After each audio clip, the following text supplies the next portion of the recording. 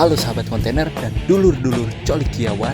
Saya selaku founder, CEO, dan direktur dari El Jale Company mengucapkan selamat datang di channel ini, di mana saya akan menemani makan Anda dengan cara ngebangus tentang alur cerita film. Saya sarankan buat yang belum menonton filmnya, mending kalian tonton dulu filmnya agar tidak terkena spoiler di channel ini. Jika sudah, mari ambil sepiring nasi, siapkan posisi terbaik, jangan lupa minum, dan fisik bisa dirubah, materi bisa dicari, tapi El Jale Company tidak ada di channel lain. Film ini dibuka dengan memperlihatkan sebuah penjara di Rusia dengan seorang narapidana dengan tinggi 2 meter lebih yang sedang menghajar napi lain hingga tewas. Hal itu sengaja dibiarkan oleh para sipir karena memang itulah tujuannya. Karena napi raksasa ini sulit dikendalikan, maka diperlukan beberapa sipir untuk dapat melumpuhkannya. Sementara di dalam sel kita akan diperlihatkan dengan satu narapidana yang sedang anteng menulis bernama Tahanan 451, yang sekilas memang tampak anteng, kalem, dan tidak popolontong. Tetapi tahanan 451 ini sebenarnya adalah tahanan yang paling kejam dan tak manusiawi. Hal itu dibuktikan ketika dia membekam mulut temannya lalu mencabut beberapa gigi depannya. Beralih keluar penjara. Dan inilah lalakon kita, pria asal Amerika bernama Kyle, yang kebetulan sedang bekerja di salah satu pabrik di Rusia, di mana sang istri yang juga tinggal di sana pun sudah bosan hampir 1 minggu lamanya tidak mengajak Kyle untuk healing ke pantai Santolo.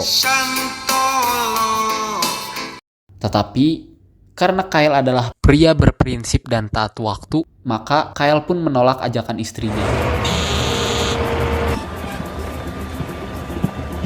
Ketika dalam perjalanan pulang, sang istri kebetulan sendirian di rumah, yang tampak sedang menyiapkan makan malam untuk mereka. Namun, tepat saat keduanya sedang teleponan, muncullah seorang pria asing yang sepertinya memiliki niat jahat dan ternyata benar. Pria itu masuk ke dalam rumah Kyle dan mencoba untuk memperkosa istrinya, yang karena si istri terus memberontak, si pria asing itu pun mengeluarkan pisau lipatnya dan menikam perut si istri hingga tewas. Saat mendengar sang istri dalam bahaya, Kyle pun langsung tancap gas dan hampir kecelakaan akibat buru-buru. Dan betapa sakit hatinya seorang suami ketika mendapati istrinya tengah tergulai lemas tak berdaya. Tak terima istrinya mati, Kyle terus mengejar si pelaku hingga ke dalam kendaraan umum. Yang karena Kyle tidak jago dalam adu mekanik, ia pun mencoba melakukan perlawanan meski si pelaku kembali menggunakan pisau lipatnya.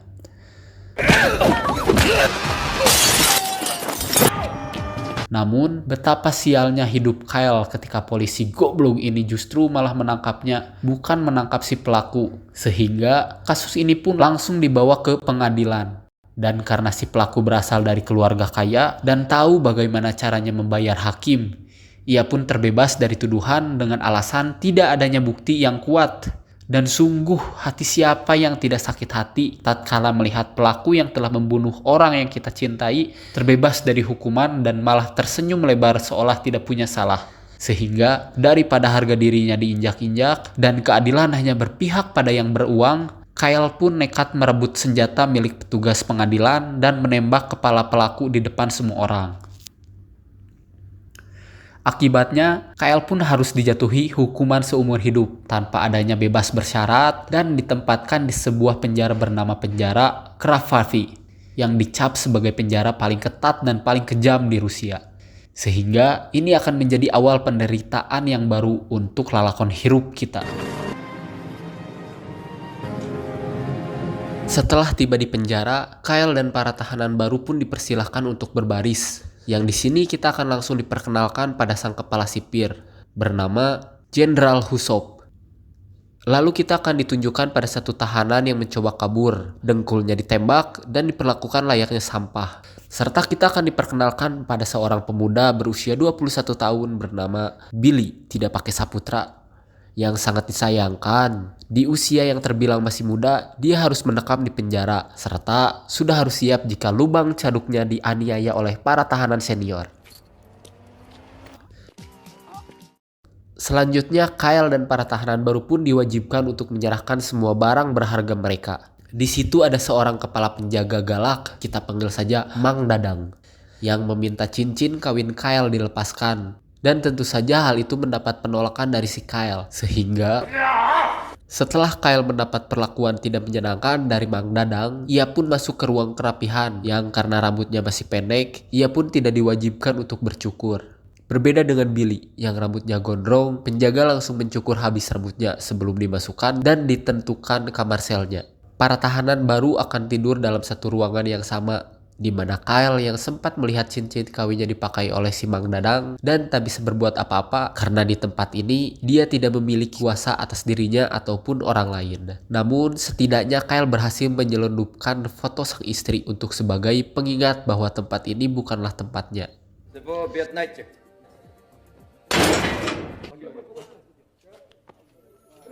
Di malam harinya ketika semua orang sedang tertidur, Kyle tiba-tiba terbangun oleh suara berisik penjaga yang membangunkan dan membawa Billy keluar dari ruangan tersebut yang betapa malangnya nasib Billy saat dirinya harus menjadi korban pelecehan ketika Mang Dadang si anjing ini menjual kepada salah satu tahanan senior bernama Andre yang memang biasa memangsa para remaja ranum seperti Billy untuk dijadikan objek pelampiasan kadalnya.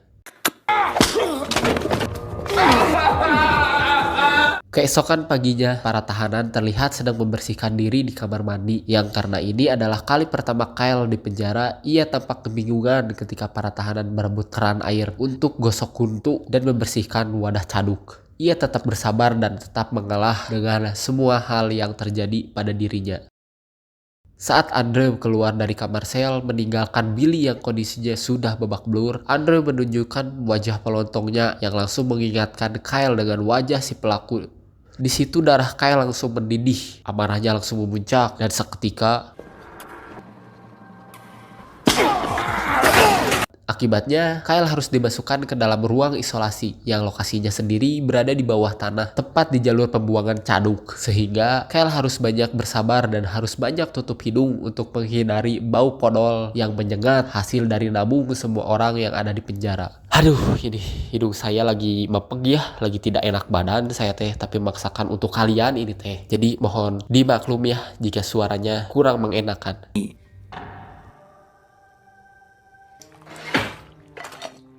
Berhari-hari Kyle tidak memakan makanan yang disiapkan oleh penjaga karena siapa atuh yang selera makan di tengah gerombolan si kuning jago berenang serta bau caduk yang menyengat. Sampai akhirnya Kyle pun merasa lemas dan kehilangan akal sehatnya. Dia berpikiran untuk mendiskon umur dengan cara mengikatkan lehernya menggunakan baju tahanan. Yang karena cara itu gagal, Kyle pun memukul-mukulkan kepalanya ke dinding.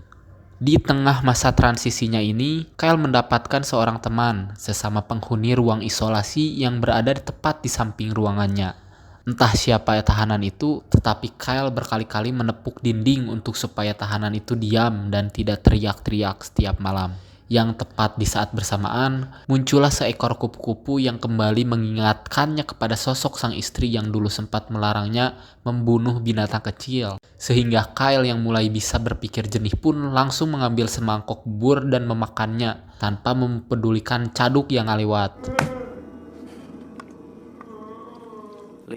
5 hari di dalam ruangan isolasi, kini saatnya Kyle dibawa keluar oleh Mang Dadang untuk dimasukkan ke dalam kamar sel yang akan menjadi tempat atau kamar tempatnya menghabiskan sisa hidupnya. Dan betapa liciknya Mang Dadang ketika dia sengaja menempatkannya bersama tahanan 451 yang kita lihat di awal tadi, yang katanya tahanan 45 ini sudah membunuh 3 teman sekamarnya. Sehingga apabila suatu hari Kyle ingin pindah, maka dia harus membayar sejumlah uang untuk bisa membeli kamar sel.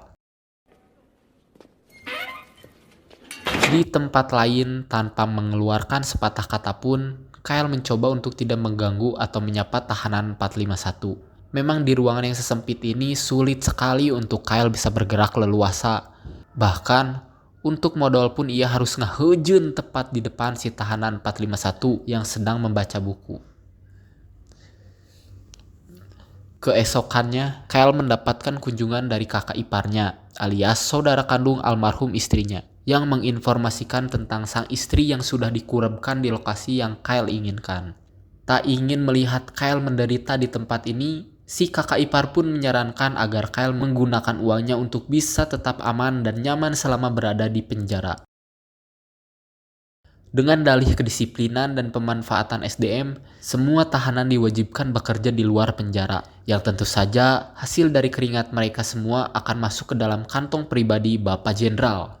Kyle yang belum terbiasa bekerja berat seperti ini pun sempat mengalami kelelahan sampai penjaga menyuruhnya untuk bekerja kembali.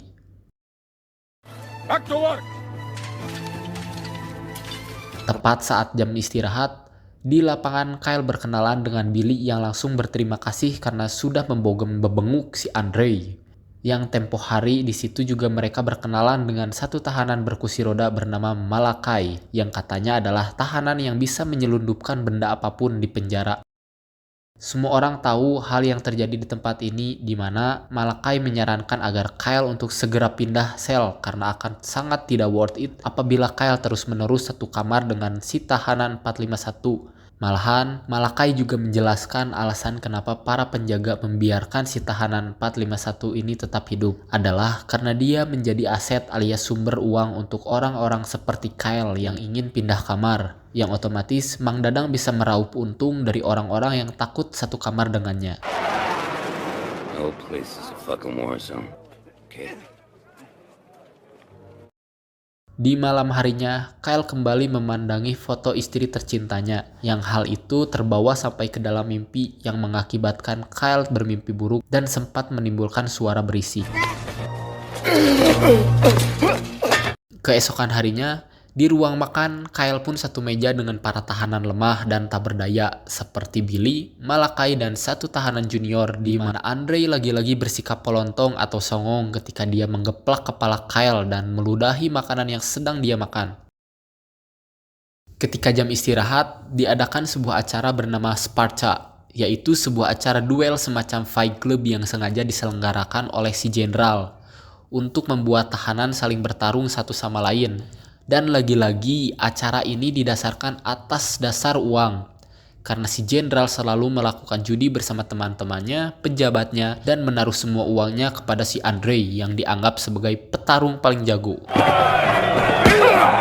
Sadar jika dirinya akan dijadikan hadiah kemenangan untuk si Andre, Billy yang tidak ikhlas di tusbol pun diam-diam menajamkan ujung sikat gigi sebagai senjata untuk melakukan perlawanan. Namun, upayanya harus kandas setelah si Andre menyadari hal itu, dan justru malah membuat Billy lah yang harus terluka di bagian perut.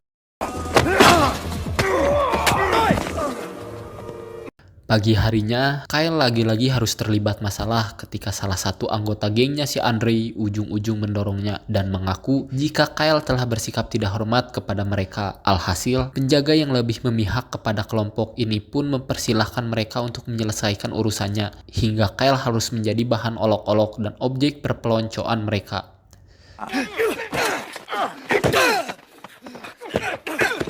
Sialnya Kyle yang tidak salah apapun justru malah harus kembali dimasukkan ke dalam ruang isolasi yang bau podol dan sesak itu, serta harus menepuk-nepuk dinding sebagai tanda kepada tahanan yang ada di ruangan sebelah. 2 minggu berada di dalam ruangan isolasi, Kyle kini sudah menjadi teman dari tahanan sebelah yang entah seperti apa wujudnya, karena Kyle hanya berkomunikasi melalui dinding yang di hari terakhir dirinya di sana akhirnya terungkap jika tahanan yang menjadi temannya selama ini adalah tahanan raksasa di awal film. Di hari pertama dirinya keluar dari ruang isolasi, Kyle lagi-lagi harus dibuat rungsing oleh si koplok Andre, yang ujung-ujung menghadangnya sambil mengeluarkan kata-kata kasar. Namun, Kyle tidak terpancing dan langsung masuk ke dalam selnya. Dan saat jam makan siang, si Andre yang tak puas-puasnya mengganggu Kyle yang sedang makan, sehingga ketika kesabarannya terus dipancing, Kyle yang mentalnya belum stabil pun langsung menonjok bebenguk si Andre.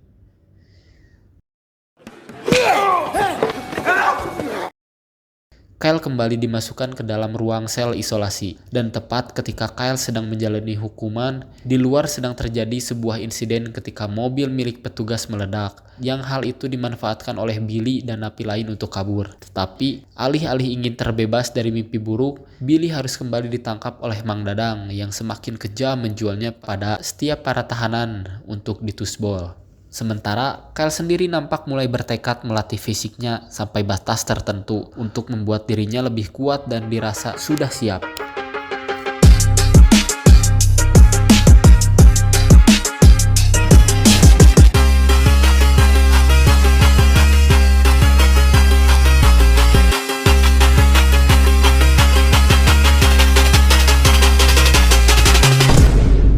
Namun ketika Kyle yang semakin jarang bicara pun harus berhadapan dengan si Andre yang akan menjadi lawan bertarungnya. Karena Kyle belum terbiasa melakukan pertarungan dan bukan hanya mengandalkan kekuatan fisik saja, Kyle pun harus terkena pukulan berkali-kali hingga dia dibuat tak berdaya. Pada satu titik, Kyle yang sudah tidak bisa berpikir jernih pun berhasil membuat si Andre terjatuh, serta melakukan serangan balik yang sebenarnya ini ilegal, yakni menggigit leher si Andre hingga uratnya putus dan sudah pasti akan mati. Pada momen ini, seketika membuat semua orang terdiam menyaksikan sosok Kyle yang berubah menjadi monster. Dari sini, Kyle sudah kehilangan jati dirinya pun mulai membrutal dengan menjadi bonekanya para penjaga, termasuk Bapak Jenderal yang berhasil meraup banyak keuntungan dari hasil judi bersama teman-temannya. Kemenangan demi kemenangan yang Kyle raih sebenarnya adalah sesuatu yang palsu. Karena sesungguhnya pemenangnya tidak lain adalah Bapak Jenderal dan para penjaga. Kyle hanya dijadikan budak objek permainan untuk mereka-mereka yang berkuasa. Hal ini tentu saja membuat teman-temannya merasa miris dan kasihan, tidak terkecuali dari teman sekamar selnya, yakni si tahanan 451. Karena sudah jabrig, Kyle pun mencukur brewoknya, termasuk rambut gondrongnya yang tak lama muncullah si tahanan 451. Dan entah apa penyebabnya, si Kyle sampai detik ini masih belum dibunuh oleh si tahanan 451 yang dikenal beringas ini. Dan justru Kyle lah yang malah diingatkan agar jangan sampai kehilangan jati dirinya. Dan jangan biarkan para penjaga menang atas dirinya. Tepat saat hari kemerdekaan Rusia tiba, Billy memanfaatkan kesempatan itu untuk kabur dari penjara karena sudah capek dan lelah terus-terusan menderita dan dijadikan budak oleh Mang Dadang, di mana Malakai yang sukarela membantunya dengan memberikan kunci pintu keluar dan itu gratis. Yang setelah Billy berpamitan kepada Kyle, kita diperkenalkan dengan satu tahanan baru bernama Valia. Dikirim dari penjara lain supaya Kyle mendapat perlawanan di acara Spark nanti. Ketika malam harinya, semua tahanan sedang makan malam bersama, merayakan hari kemerdekaan Rusia. Sedangkan Billy yang sedang terlihat berupaya kabur dari penjara ini, tapi teganya si Malakai mengkhianati Billy dengan bekerja sama dengan kepala penjaga yang hal itu ia lakukan hanya demi untuk bisa mendapatkan obat. Yang tanpa dia sadari tahanan 451 sedang mengawasinya. Valia sendiri terlihat sedang melakukan pertarungan pertamanya di penjara yang baru ini. Sebagai hadiah atas kemenangannya, dia berhak mendapatkan hadiah spesial, yaitu Billy yang nampak menolak permintaan itu. Keesokan paginya, Billy ditemukan sekarat akibat semalaman terus dihajar oleh si Valia. Di mana Kyle yang diizinkan masuk untuk memeriksa yang di detik-detik kematiannya, Billy menyampaikan pesan agar Kyle jangan sampai berubah menjadi seseorang yang bukan dirinya lagi. Tiba saatnya puncak pertarungan, alih-alih akan menjadi tontonan yang seru, Kyle justru malah jongkok terdiam dan tak mau melakukan perlawanan. Di mana hal ini dia lakukan sesuai dengan janjinya kepada Billy, yaitu akan menjadi dirinya sendiri. Untuk memberikan Kyle pelajaran, Jenderal pun memerintahkan Mang Dadang untuk mengikatnya di tengah lapangan. Yang hal ini tentu saja langsung menarik perhatian semua orang yang ada di penjara tersebut. Sementara itu, mari saya bawa Anda ke si Malakai yang sedang menyerahkan barang permintaan tahanan 451, yaitu berupa botol berisi minyak tanah di mana tahanan 451 ini dengan terang-terangan membakarnya karena telah mengkhianati temannya sendiri yang di saat itu Malakai yang tidak pernah merasakan serunya main bola pun terus memohon agar dimaafkan. Kembali pada Kyle yang selama berhari-hari terus bergantung di tengah lapangan. Kepanasan, kehujanan, dengan tekad kuat yang ia miliki, akhirnya membuat semua geng di penjara ini merasa simpati dan merasa terwakili oleh sosok Kyle yang menjadi orang pertama dan berhasil menjadi pemenang untuk dirinya sendiri. Butuh keberanian besar untuk menolak perintah dari para penguasa, sehingga semua geng di penjara ini pun sepakat untuk berdamai dan ikut menolak melakukan pertarungan sama seperti Kyle lakukan. Fenomena ini menjadi yang pertama kalinya terjadi di penjara. Sang jenderal pun menjadi kebingungan karena apabila mereka membunuhnya, tentulah Kyle yang akan menjadi seorang saksi dan berkorban demi keyakinannya. Yang tentu saja hal itu akan menjadi pemicu bagi yang lain untuk melakukan hal yang sama sehingga Si jenderal memutuskan untuk turun langsung ke lapangan, berbicara di depan semua tahanan untuk menunjukkan ketegasannya, dengan cara melepaskan satu tahanan yang akan membuat Kyle bangun, mau melakukan pertarungan. Dan ya, tahanan yang dimaksud ternyata adalah tahanan raksasa setinggi lebih dari 2 meter, di mana tahanan ini adalah temannya Kyle yang dikurung di ruang sel isolasi, sehingga Kyle dengan cepat menepuk-nepuk dinding untuk memberitahu si raksasa bahwa dia adalah temannya. Dan alangkah terkejutnya semua orang ketika melihat Kyle yang sudah sangat akrab dengan si raksasa, yang justru malah Mang Dadang lah yang harus dibuat ketar-ketir oleh mereka. Namun sayang sekali si raksasa harus tewas setelah mendapat beberapa tembakan, di mana kejadian ini akhirnya menimbulkan kerusuhan setelah beberapa pintu sel terbuka yang membuat semua tahanan memberontak dan mencoba kabur dari penjara.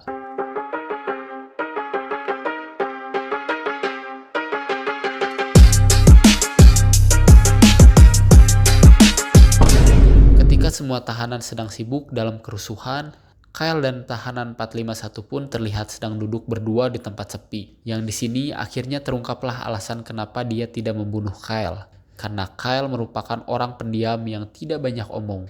Tahanan 451 ini sangat membenci sekali orang yang banyak omong. Seperti yang saya lakukan saat ini. Hehehehe. Ya, itulah kenapa dia membunuh 3 teman sekamarnya. Namun, karena sejak pertama kali datangnya Kyle tidak pernah bersuara, kecuali hanya sedang modal. Ia pun membiarkan Kyle tetap hidup, dan sekarang dia justru dengan sukarela akan mengeluarkan Kyle dari penjara, asalkan Kyle mau membawa serta bukti-bukti kebobrokan si jenderal di penjara. Di keesokan paginya ketika kerusuhan sudah mereda, si tahanan 451 pun langsung membobol dinding yang di situ terdapat semua bukti kejahatan manusia yang terjadi di penjara ini. Di mana rencana kabur ini sendiri akan berhasil apabila Kyle mau melakukan satu pertarungan terakhir. Dengan fakta bahwa Kyle mau bertarung lagi, otomatis dia sudah tidak dianggap tidak ada gunanya lagi. Sehingga kalah atau menang dari si Valia, Kyle akan tetap dihabisi. Pertarungan pun berlangsung sengit, dengan keduanya yang sama-sama menunjukkan kehebatannya masing-masing. Yang karena tekad Kyle lebih kuat dan terarah, ia pun berhasil mendapatkan kesempatan untuk mematahkan lengan kanan si Valia. Tak terima dikalahkan dengan mudah, ia yang curang pun mengambil pisau dari dalam sepatunya dan justru tak sengaja menikam bosnya sendiri yang pernah satu kali menginjak harga diri Kyle. Yang dari sini, Kyle langsung memberikan serangan terakhir yang khusus dipersembahkan untuk Billy. Setelah pertarungan selesai pun, Mang Dadang langsung membawa Kyle menuju parkiran mobil, yang ketika dia akan dieksekusi, tiba-tiba muncullah tahanan 451 yang langsung menumbangkan Mang Dadang, di mana Kyle langsung menutup mulutnya menggunakan kolor yang seminggu tadi cuci, lalu menarik tubuhnya tepat di bawah mobil yang sedang didongkrak, dan tahanan 451 pun menyerahkan semua bukti kejahatan si jenderal, agar Kyle mau memberitahu masyarakat tentang betapa tidak sehatnya sistem di penjara ini, yang karena tahanan 451 ini sudah menumbangkan salah satu temannya si jenderal. Kyle pun hanya tinggal memakai seragamnya dan pergi keluar dengan pura-pura menjadi pejabat. Setelah Kyle berhasil keluar, tahanan 451 pun diam-diam masuk ke dalam ruangan pribadi si jenderal. Yang di situ, beliau terlihat sangat amat ketar-ketir oleh kemunculan si tahanan 451 yang memiliki dedegan menakutkan. Yang karena jenderal terlalu banyak omong, tahanan 451 pun mencabut semua giginya saat itu juga. Setelah semua selesai, Kyle yang akhirnya bisa menghirup udara bebas pun dan tinggal menyerahkan semua bukti ini kepada orang-orang yang tepat. Dan film ini pun selesai. Au, bangsat.